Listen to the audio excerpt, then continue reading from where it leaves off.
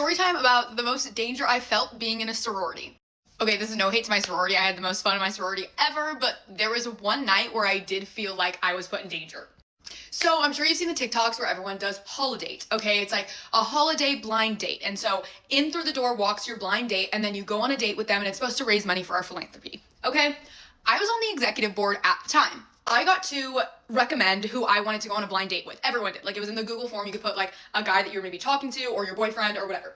I was single at the time, so I just put one of my guy friends that like was in another frat that I knew was doing it because he had signed up.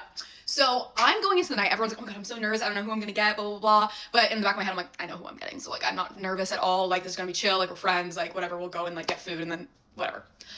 And so all leading up, I'm like, okay, I'll go like in one of the first 10 people to like break the ice. And so they're like, and for Jersey, and then in walks a stranger. Okay, like a guy I've never seen before, right? So I'm like, obviously shocked because I'm not preparing to see a stranger, I'm preparing to see my guy friend. So I'm like, hi, and we like hug, whatever, go over to the side, and so I'm like, what do I say? What do I say? I'm like not prepared to talk to a stranger, I'm prepared to talk to my guy friend.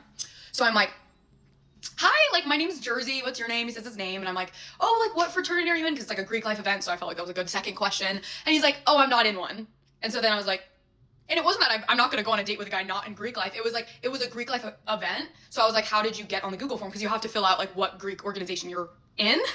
Anyway, so he's like, I'm not in one. Like, I just saw this advertised. And I was like, oh, okay. So in the back of my head, I'm like, okay, so this is a stranger, like, not in Greek life. He doesn't even go to SDSU, he tells me. So I'm like, oh, so this is just a stranger picking me up from his house.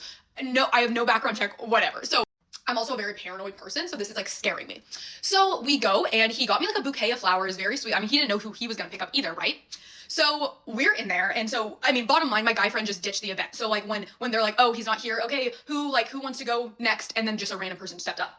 So it was kind of his fault, whatever. So then we're walking to his car, and his car's like 4 blocks away from the house. So I'm like, where are we going? So we're walking, and I'm just like, you know, I'm doing small talk, and I'm not nervous to talk to him. I'm nervous about like getting in the car with him because I don't know who this is, but I don't want to be rude. And they pay to go on these holidays to raise money. So I was like, well, I have to go. Like, this is I can't be like, I'm uncomfortable because like he paid to like do this. So I'm just like having this internal warfare while we're having this small talk conversation walking to the car.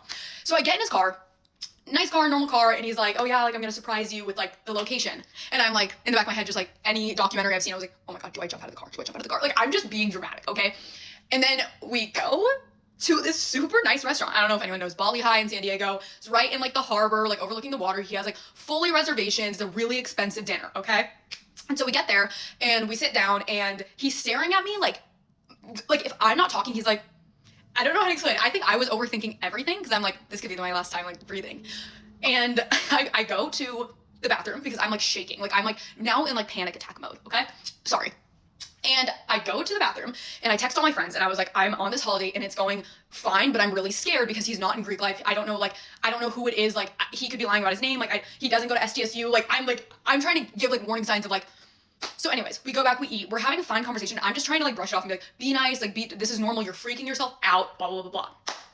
So we end and he's like, do you want to go to dessert? And I was like, I'm so sorry, like I have finals soon, and so like I have to get home because I have to study, like, but this was really nice, thank you so much. And he's like, oh, can I get your Snapchat? And I was like, sure. So I like put my Snapchat in, whatever, but I'm like, I'm not gonna add him back. It wasn't like I was trying to ghost him. I was just genuinely afraid, and it wasn't like, I feel really bad because it feels like I'm being a prude, but like I'm just paranoid and I didn't know who it was. So like, you know, when you go on a date, you can kind of like do a background check and look through their social media, whatever. This is someone who I'm seeing and then getting in their car. So it made me nervous. So anyways, we start driving home and he's asking kind of more personal questions, you know, we like end up talking like about more deep stuff, and like we're about to near the exit and we're still in like the far left lane. The exit's 4 lanes over. So I'm just like, he asks me a question and I'm like frozen in fear that he's not getting off on the exit because it's like in 200 feet. And I was like, the exit's right there. And he was like, did you think I wasn't gonna get off the exit? And for some reason, the way he said it threw me off. Like it sounded scary. I was like, well, yeah, you weren't close to the right lane. Like, and then I got kind of like defensive. And again, I was probably just paranoid, but he was like, and he gets over 4 lanes, like super sharp. I don't know if he was gonna like take me to his house or I don't know, but I was like, yeah, take me home. When we get home, he leans in to like try to kiss me, and then I was like, oh, like, sorry, like I don't do that on the first date. And then he was like, ugh. And then I just got out of the car and we said bye, and it was like super awkward, never added him back. But anyways, I just felt really like obviously nothing went actually wrong. I don't know if I would have not noticed that the exit was right there. I don't know, maybe if, you know, I never got like a drink, like I don't know. And he could have just been like a nice guy, like not like just in the area of San Diego being like, this is a way to meet a girl. But my paranoid mind like was so afraid. And I think about it to this day, like you know, what if there was someone with ill intention there, like, and then the girl just felt obligated to go on the date? No hate to Alfie, I love Alfie, but I was like, that was one of the scariest nights of my life, even though nothing went actually wrong. The worst date I've ever been on actually seems like a fever dream. Spoiler alert, it just keeps getting worse. When I was in my freshman year of college, I was going on so many dates, like at least 5 every week. I literally never said no to a date. My motto was that it was always gonna be either a good time or a good story, so I should just go with it. And I was right, this is a great story. This boy messaged me on a dating app and said that he had actually seen some of my videos on TikTok and he wanted to take me on a date. He dropped some funny pickup line and then said, just like how I don't do boring pickup lines, I don't do boring dates. So I was like, okay, like fun, like he seems fun. So I agreed to go on this date and he says, okay, I'll pick you up on Thursday at 6 o'clock. I can't remember exactly what time it was, but we'll say 6 o'clock. So I agreed, I asked him what we were doing, and he said it would be a surprise. Looking back, definitely not a good idea to go on a date with someone that you met online and they tell you that it's a surprise what you're gonna do. That has red flags written all over it. I have no idea what I was thinking. So the day of the date rolls around. We hadn't spoken more than just those initial texts, and I hadn't heard anything else from him, so I messaged him and said, hey, are we still on for 6 o'clock? He responds at 6 o'clock and says, yeah, I'll come pick you up. So I come outside, I have no idea what car is his until he honks at me. I see it's him and I get in the car. It's like raining outside and it was kind of dark and I still didn't know what we were doing. Get in the car and he says, so are you hungry? I never know how to answer that question because I don't want to respond with like, yes, I'm hungry, like feed me, you know? But I also don't want to say, no, I'm not hungry if that's what he had planned, you know? So I responded with like, oh, like, I'm not starving, but I could eat. Somewhere in the middle. So I ask him what we're doing. He's like, it's a surprise. We start driving and he's like, well, actually, I'll just tell you. We're going on a picnic, but it's not a picnic. It was raining outside. It was like kind of dark. I said, what the freak does that mean? So he's like, let's go to the grocery store to get some snacks. We end up getting sushi from the grocery store and we get in the car. He drives a Jeep and he's like, we're gonna go off-roading up the side of a mountain, park and eat this sushi. I was a little bit nervous because in Utah, if a guy ever takes you like into the mountains to like a lookout spot, it just means he wants to make out with you. So my guards are up. We go up the side of this mountain. I swear he almost flips the car like 4 times. I was terrified. And he grabs the sushi and then says to me, oh, I just realized that I forgot chopsticks or a fork or anything, but you weren't hungry anyways, right? I was like, oh no, like that's fine. He proceeds to eat the sushi by himself with his hands. So we're out chatting on the side of this mountain, just like kind of like get to know you stuff, like where are you from? How many siblings do you have? Like whatever. He stops mid-conversation, looks me dead in the eyes and goes, are you a philosophy major? You just seem like you have the mind of a philosopher. So serious. I was like, no, I'm an open major right now. I don't really know what I'm studying yet. It was so awkward. It like got so serious. Then his friend calls him. He answers the phone, has it on speakerphone. And his friend is like, oh, like, what are you doing? And he was like, oh, like, I'm not doing anything, just like hanging out with a friend. And I was like, you're not hanging out with a friend. We're not friends. This is a first date and it's weird that you're answering your phone. So him and his friend just chat for a second and then he's like, okay, well, I'm gonna go now. As I'm just sitting in the car while he's eating sushi with his hands, chatting with his friend on the phone.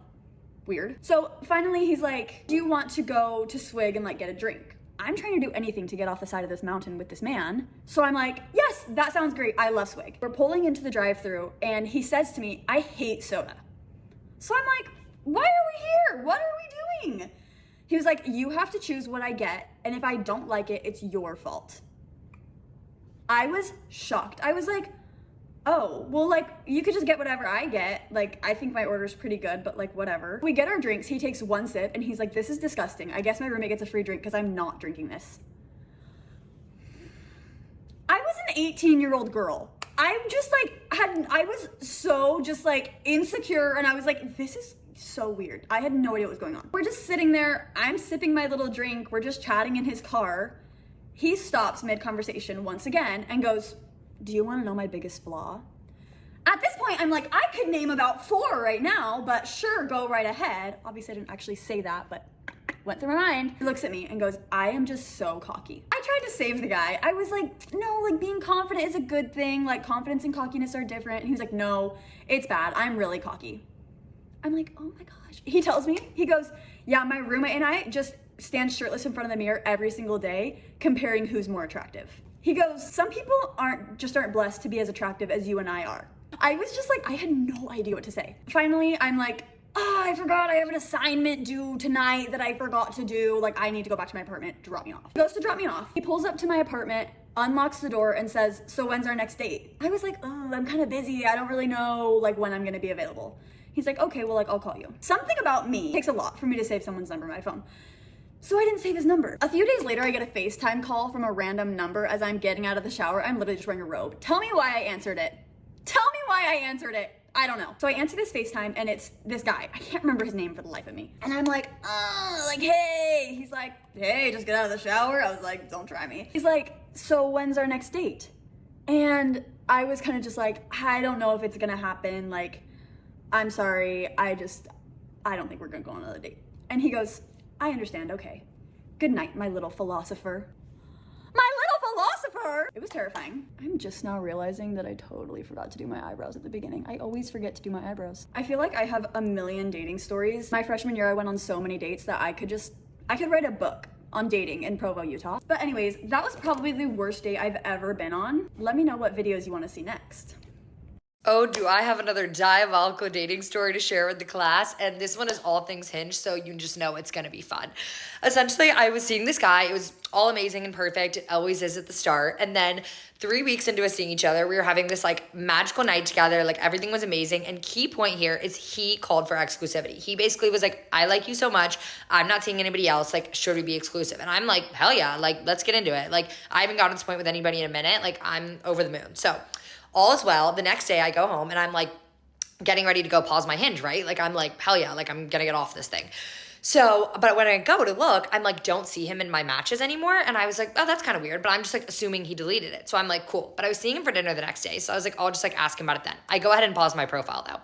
So when I see him for dinner, I'm like, by the way, like I didn't see you in my Hinge matches anymore. Like, did you delete your Hinge? And he was like, yeah, I deleted it. I'm like, cool. Don't think anything of it. Obviously I like, I'm going to believe what someone's telling me. So time goes on. We're living, laughing, loving. I had fully deleted my Hinge, like signed, sealed, delivered, like designed to be deleted. You know what I mean? I'm like happy to be off the apps. 5 days later, I am at a work shoot. I get a call, ring, ring, from my friend Shreya. I'm like, hey, girl. She's like, Tanya, I hate to tell you, I am looking at this man on Hinge right now. And I'm like, perfect. I'm like, that's amazing. And not only did she see me, it also updated some of his photos. I'm like, great. I'm obviously screaming, crying, throwing up. I'm like, this can't be happening. No way.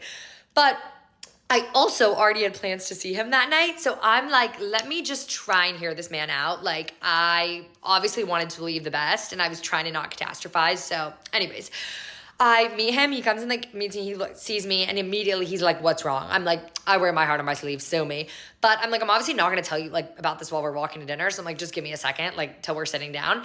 But naturally he starts like panicking. He's like, what's wrong? What's wrong when we're walking? We sit down. This man looks at me and he goes, before you say anything, my friend saw you on Hinge. I'm literally looking at him and I'm like, he goes, I don't want to gaslight you, but my friend saw you on Hinge.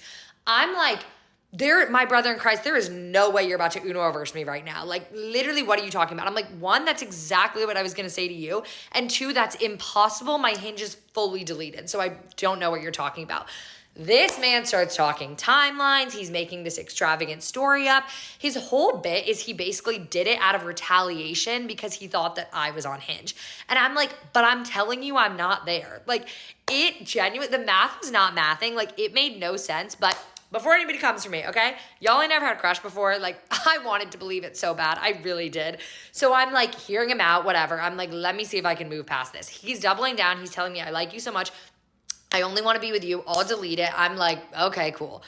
So time goes on and I think it was like 2 or 3 weeks later, we were sitting at dinner and I basically like looked at him and I was like, whenever you're ready to tell me you were lying about that whole Hinge thing, you can. And he was like, yeah, I made the whole thing up. And I'm like, perfect. I'm literally like, so not only did you like double, triple, quadruple down on your lie every time we talked about it, but like now you're like, you are like finally telling me like, no, like I made the whole thing up. I'm just like, you genuinely cannot make this shit up. Like the whole thing was just so crazy. And the icing on top of the cake is not only obviously like I ended things for a multitude of reasons. And while it did take him 24 hours to respond to my message, it only took him 20 minutes to reactivate his Hinge. My friend quite literally sent me a screenshot, like probably 30 minutes after I sent the message ending something of his profile active again on Hinge. So I just you really, like I said, you can't make this shit up. And girlies, this is just your sign. If you are exclusive with somebody and 5 days in, they're on Hinge, you don't need to give Benny of the doubt. Just get out of there. I was told to make this video, so I'm going to share with you my Hinge date from hell. And to be honest, at this point, I feel like I need to start making this a series because I really just be going through it. So first off the bat, I naturally think I'm in an episode of Love is Blind because the person that I matched with doesn't have that many pictures, but like the little bit that he did have, like you could just tell that those were old pictures. And so I asked for his Instagram and I saw that he had no post, but he had some tagged photos. And so I checked the tagged photos and I had to go, FBI shit and look up like his pictures, like his most recent one. And there was only one that like you could kind of see his side profile, but like not really. And so I was really just going on a limb here. I'm gonna sit up for this. So then we're talking and we're texting and the banter is good. He's like funny, sarcastic, like it's like right up my alley, right? And I'm like, you know what? Even though I don't fully know what he looks like, I like his personality. So I agreed to go on a date. And he suggested we do dinner and karaoke. Now, I'm not saying I did the smartest thing, but I definitely gave him my address so that he could pick me up and so that we could go together. In my mind, I thought that was a good idea. Don't be like me. Don't be a dumb bitch. So then he picks me up. Like the date, like we talked for about like a week and a half and then we met up. And he picks me up and the karaoke place that he picks is literally an hour away. But before we even get into that, my first impression of him, I was so nervous. I always am nervous when I'm going on a date with someone. So I literally only looked at him for like 5 seconds. And in those 5 seconds, I was like, oh, like he's cute. Like he's pretty cute actually. And so I was like feeling good about it. We get in the car and I like really start to analyze his features. And I'm like, Immediately I think, you know what, I'm not like fully into how he looks, but it doesn't matter because I wanted to still like go on the date because I was interested in in his personality. So keep that in mind.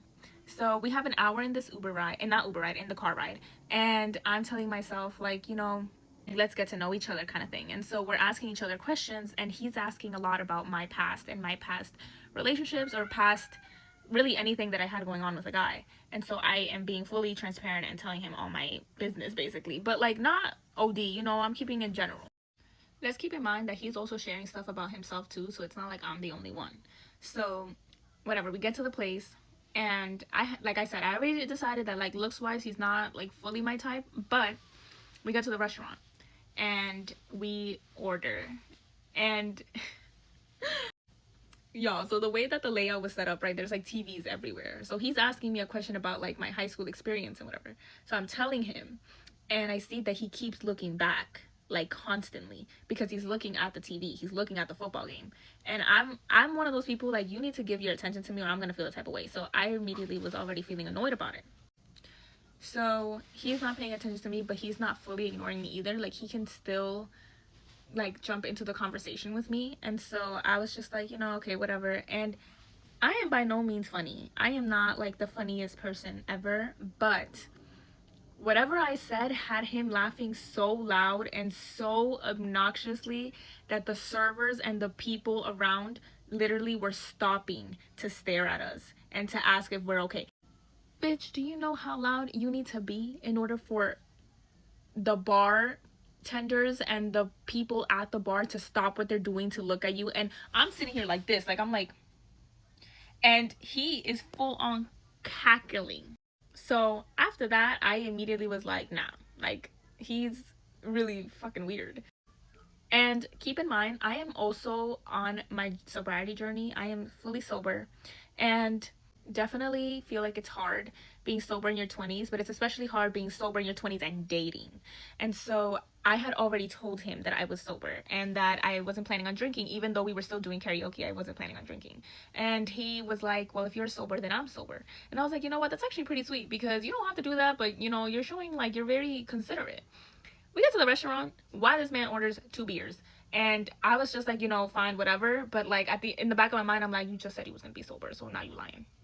But again, it's whatever. So we're still talking. He's still being fucking loud and laughing like a fucking maniac.